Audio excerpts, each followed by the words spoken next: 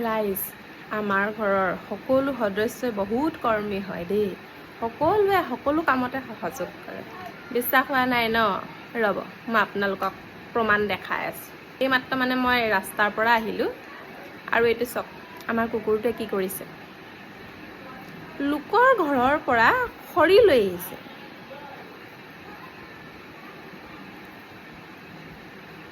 মোৰ পিছে পিছে গ'ল। মই ৰাস্তাৰ পৰা ইফালে গুচি গ'লোঁ। সি আমাৰ বাহঁতৰ ঘৰত সোমালে, মুখৰ আগৰ ঘৰ।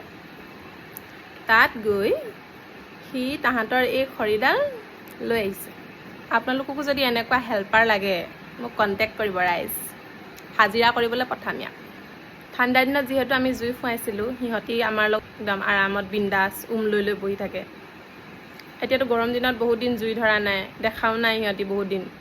সেইকাৰণে সি ভাবিলে সিহঁতৰ ঘৰত বোলে খৰি নাই, জুই ধৰা নাই, সেইডাল মই লৈ যাওঁ। দেখিছে ৰাইজ, কিমান সহায় কৰে মোক, কিমান মৰম।